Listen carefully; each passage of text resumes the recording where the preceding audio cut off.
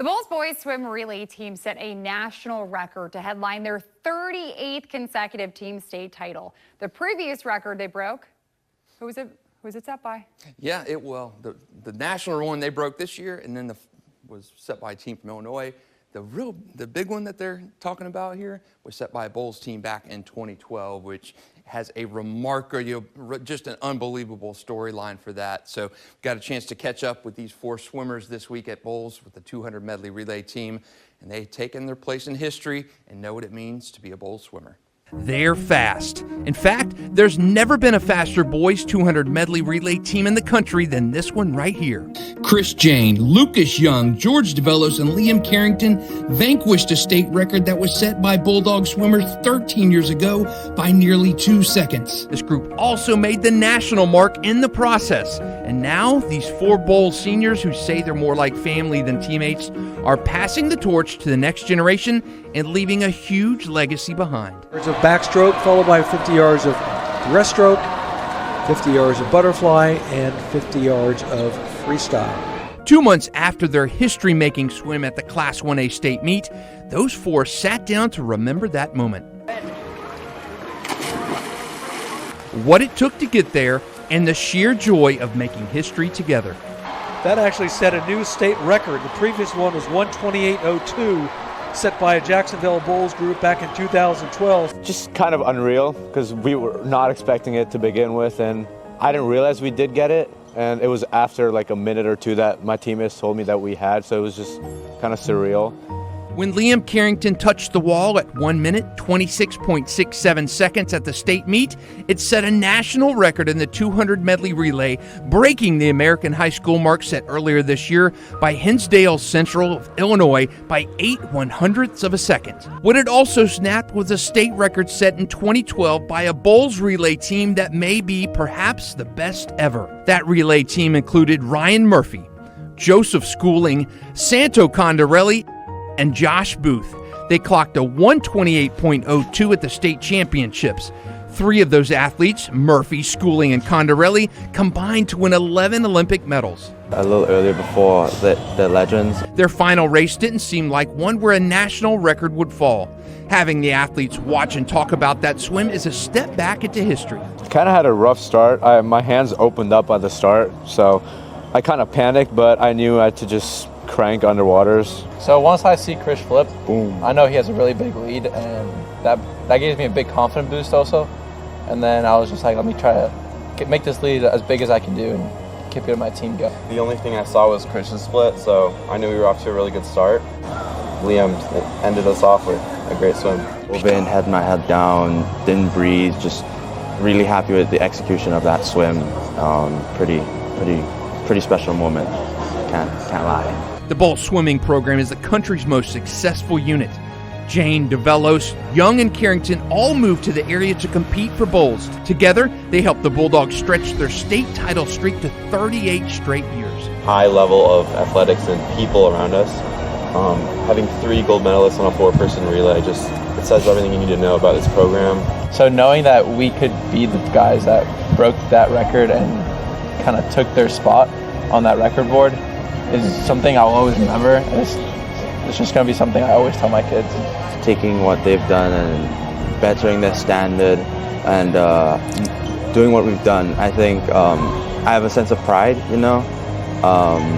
for what we've done, and I'm just thankful to do it with these group of guys, The Bolles boys and girls were not the only successful state championship teams this year. The Pontbriand girls and Nice boys continued their swimming dominance, both winning state championships. Yeah, really good seasons there. And, Pontbriand, we talk about Bolles swimming dynasties, but Nice and Pontbriand, the boys and girls teams there, really starting to build something of their own.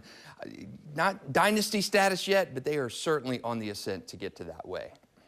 Okay, well, to the pitch where there was equally as much success. We had 3 high school girls soccer state championship teams. The Pontbriand Sharks were back-to-back champions and won their 5th state title in program history. Yeah, and when you talk about girls soccer in our area, we just talked about swimming, the dominance of Bolles. Girls soccer is right next to football, I think, in terms of those team sports that are just untouchable here in our area. Pontbriand under Dave Silverberg, who is a Hall of Fame legend, is up there. I mean, the school's not even been open that long. I believe it opened in 2009 was their first season, and they have won championship after championship after championship. It starts with those good players, and you're watching Lulu Konsunji right there with that nice kick, and it was just a remarkable game. I was at this game, shot this game, and those Pontbriand girls are something to watch. Probably get a state championship this year as well. Well, the Bartram Trail Bears will remember their state championship forever. Allie Fletcher kicked the game-winning goal with only 19 seconds left in the game. The Bears, they also had our Varsity 4 Player of the Year, Brooke Gossi, who was also a major contributor this past season. Yeah, this game too I was at, and again, it's you got to have goosebumps watching these highlights, because Bartram Trail in double overtime, really almost a sudden death with how it came about, because there were 19 seconds left to go in this game. And Bartram Trail won in a game. Here's the winner right here. They won in a game they didn't play the best, and they came back and won a state championship. Great season and great finish there for head coach Jen Rodriguez and the Bears.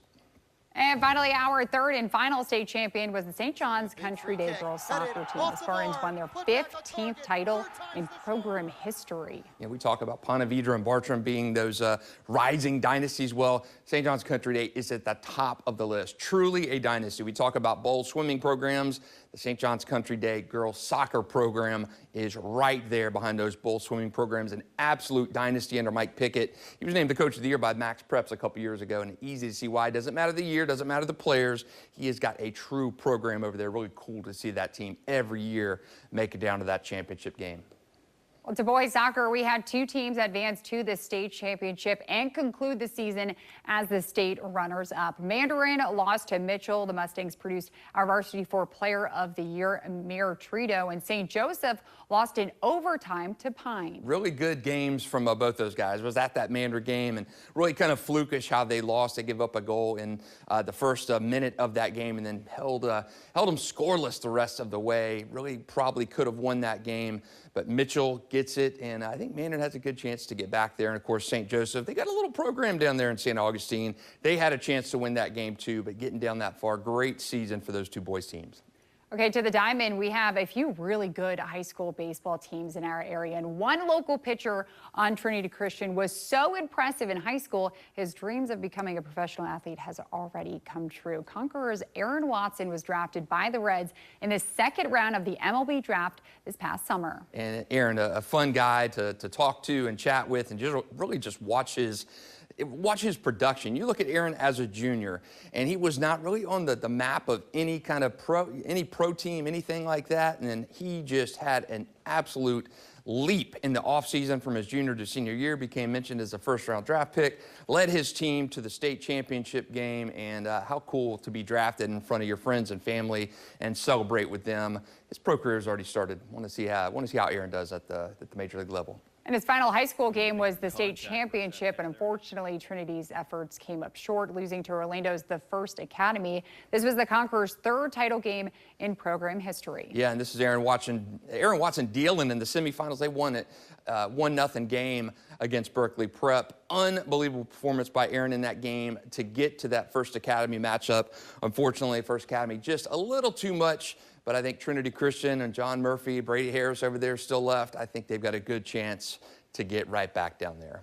Another phenomenal high school baseball program, St. John's Country Day, also lost in the state championship to Canterbury, denying their chance to win back-to-back titles. Spartans pitcher Braden Harris was our Varsity 4 Player of the Year. Yeah, and Braden is a guy who has a chance to come back and do it again. And, you know, St. John's Country Day, really, really good team. Tom Lucas right there, again, when you talk about the coaches and the dynasties and what they're building, Mike Pickett at St. John's Country Day, Tom Lucas has got that infrastructure in place at St. John's where those players, they keep coming and they continue to have these late season playoff runs. Trinity Christian, like I said, I think has a chance to get back there, and St. John's Country Day certainly has a chance to get back there as well. Braden Harris on the short list for our Player of the Year once again in 2026.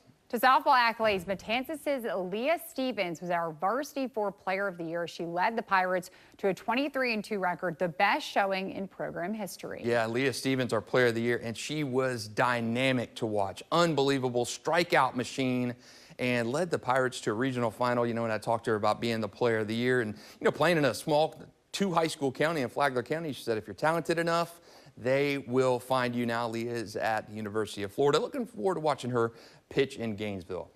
To the hardwood, 6 local teams competed in the Final Four, but only Ponte Vedra advanced to the state championship. Unfortunately, the Sharks came up short in the state championship game, but their state semifinal game was one to remember, a triple overtime win over Leesburg. Yeah, what a game. I mean, you talk about how tough things get there. You know, playing down in Lakeland, people don't realize how tough it is to play in that arena.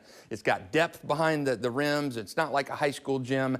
And for Ponte Vedra to come back in that game, battling on an unfamiliar court, and they come back and not 1, not 2, but 3 overtimes to win that game. Trace Westerkamp, David Sanchez-Burr, all those guys getting it done. Ryan Spees gets it done against Leesburg, and what a really, just a great season for them. And they building a program that is sustainable, that continues to win and get down there. No, by the way, it's not Lakeland anymore. Those state championships will be held in Jacksonville this year. So if Ponte Vedra gets back, they're going to be dancing right here on their home floor in their backyard. We had 2 girls basketball teams compete in the state championship, starting with Bolles, who advanced to their first title game in program history. Bolles had never been past the regional round before this season. And the thing with Bolles, you go into a game, the Bolles gym, you see all the history on the walls in that Bolles gym. The boys basketball team has multiple championships. We talked about football at the start of the show, and also swimming. Bolles girls basketball, their banner is very, very bare, and that was until last year. Great player over there. Abby Knopf led them down there, and they've got a really good team this year. Just moved up to #1 in our Super 6 rankings. Kelly Stevenson and the company over there doing really, really good. They have a chance to get right back down to that Final Four. And history was also made for the NFEI Fighting Eagles. The team also played in their first ever state championship game. Yeah, NFEI, again, not a program that's been around a long time, but head coaches are the coaches over there. Antoinette Bannister, very well-known name in our area, and her father, Tony Bannister, on the bench over there helping the Fighting Eagles get down there, and they are such good coaches. Antoinette was an unbelievable player in her day, and her dad is one of the best coaches around, and I think NFEI, you know, you look at their schedule early in the season and say, oh, they've got some losses, but they play a tough schedule. They have got the arsenal to get right back down to that Final Four.